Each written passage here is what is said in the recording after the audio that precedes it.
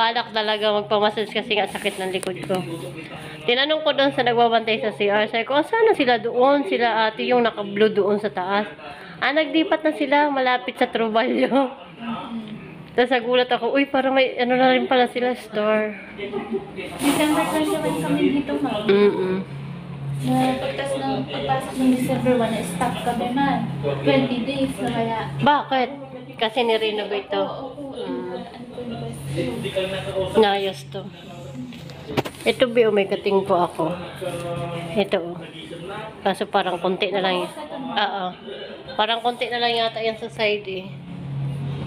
Dito siya. Oo, yan. Yan yung masakit. Diyos ko, parang may naipit yata na ugat. Sige, nalagyan natin ng para mas marami na.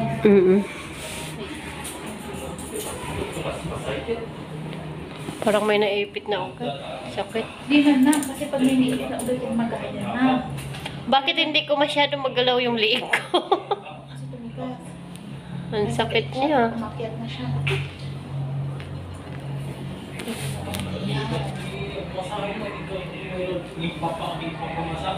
Body massage tayo dyan, guys.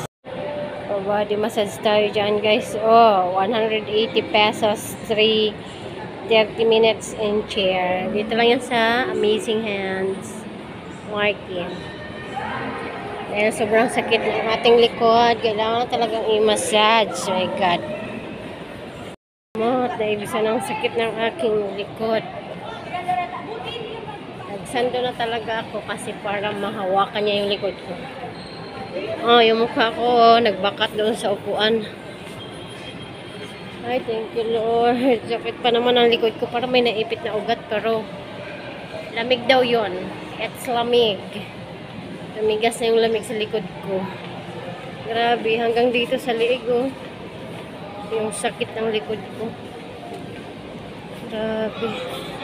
Walang araw ko na ito iniinda. Ngayon lang ako nagkaroon ng time. Pag out ko sa work, diretso ako dito. Dati doon sila sa kabila. Ngayon lumipat sila. Parang mayroon na silang store. Ay, parang may butik na sila. Ganyan. May pwesto na sila dati kasi sa labas lang sila nakapwesto. Ngayon doon na.